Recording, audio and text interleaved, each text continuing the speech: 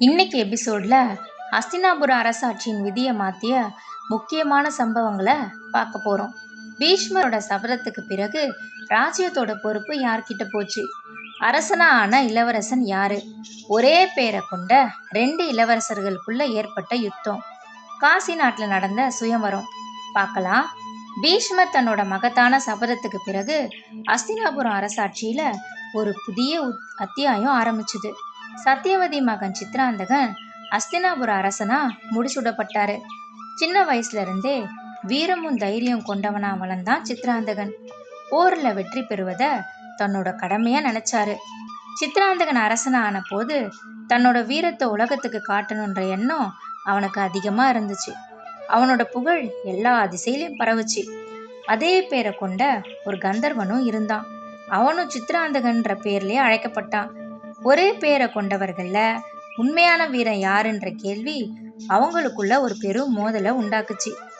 இந்த மோதல் சாதாரண சண்டையா இல்லாம 3 வருஷம் நீண்ட கடும் யுத்தமா இருந்துச்சு. மரியாதைக்காக நடந்த இந்த போர்ல சித்ராந்தகன் உயிரிழந்தாரு. இந்த செய்தி அரண்மனை முழுசும் துயரத்தை ஏற்படுத்துச்சு. சத்தியவதி மனம் உடைஞ்சாங்க. ஹஸ்தினாபுரம் தனது அரசனை இழந்துச்சு. அதுக்கு அப்புறம் சத்தியவதியின் 2வது மகன் விசித்திர வீரியன் அரசனா முடிசூடப்பட்டாரு. விசித்திர வீரியன் வயசுல இளையவரா இருந்ததுனால அரசாட்சியின் பொறுப்புகளை பீஷ்மர் கவனிச்சாரு. பீஷ்மர் தன்னோட சபதத்தை நினைவுல வச்சு ராஜ்யத்துக்கு நல்லது எதுவோ அதை மட்டும் செஞ்சாரு. ஒரு நாள் காசி நாட்டுல ஒரு பெரிய சுயம்வரம் நடக்க போறதா செய்தி வந்துச்சு. அங்க 3 அழகான இளவரசிகள் இருந்தாங்க. அம்பா, அம்பிகா, அம்பாலிகா. இந்த மூவரும் காசி நாட்டோட பெருமை.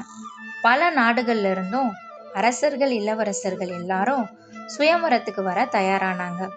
இந்த செய்தி ஹஸ்தினாபுரத்துக்கும் வந்துச்சு. பீஷ்மர் விசித்திர வீரியனுக்காக ஒரு முக்கியமான முடிவு எடுத்தாரு. விசித்திர வீரியனுக்கு சிறந்த மணமகளை தேர்ந்தெடுக்கணும். அதுதான் ராஜ்யத்தோட எதிர்காலத்துக்கு நல்லதுன்னு முடிவு செஞ்சு பீஷ்மர் தனியாவே காசி நாட்டுக்கு புறப்பட்டாரு. சுயம்வரம் நடைபெறும் அரங்கும் மக்களால் நிரம்பி இருந்துச்சு.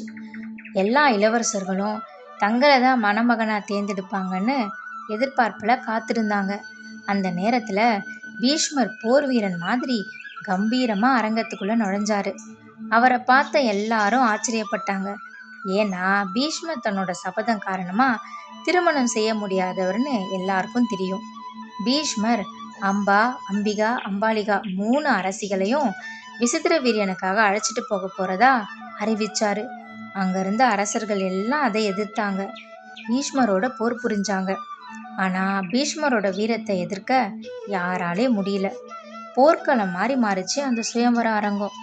பீஷ்மர் எல்லாரையும் தோற்கடிச்சு 3 அரசிகளையும் ரதத்துல ஏத்திக்கிட்டு ஹஸ்தினாபுரத்துக்கு போனாரு. அரண்மனையில திருமண ஏற்பாடுகள் எல்லாம் தொடங்குச்சு. அப்போ ஒரு உண்மை வெளிப்பட்டுச்சு. அம்பா பீஷ்மரை சந்திச்சு பேச ஆரம்பிச்சாங்க. தான் ஏற்கனவே ஒருவரை காதலிப்பதாகவும் அவர் சால்வ நாட்டு இளவரசர்னும் பீஷ்மர் கிட்ட சொன்னாங்க அம்பா. பீஷ்மர் எப்பவுமே தன்னோட தர்மத்தை காப்பாற்ற நினைப்பவர். அதனால அம்பாவை சால்வ அரசனிடம் அனுப்ப முடிவு பண்ணாரு. அம்பா கிளம்பி சால்வ மன்னன் கிட்ட போனாங்க. சால்வ அரசன் சொன்னாரு, நீ பீஷ்மரால வென்று கொண்டு வரப்பட்டவ, அதனால உன்னை திருமணம் செய்ய முடியாதுன்னு மறுத்துட்டாரு. இதனால மனம் உடைஞ்ச அம்பா வாழ்க்கை முற்றிலுமா மாறுச்சுன்னு மனசு நொந்தாங்க. நீதி கிடைக்கணும்னு அம்பா மீண்டும் பீஷ்மரை சந்திக்க முடிவு பண்ணாங்க. அம்பாவோட கோபமும் வேதனையும் எதிர்காலத்துல மகாபாரதத்துல ஒரு பெரிய தாக்கத்தை ஏற்படுத்த போகுது. அம்பாவோட முடிவு என்ன? பீஷ்மரோட வாழ்க்கையில அது என்னென்ன மாற்றத்தை ஏற்படுத்துச்சு? அடுத்தடுத்த பகுதிகளில் பார்க்கலாம். காத்திருங்க.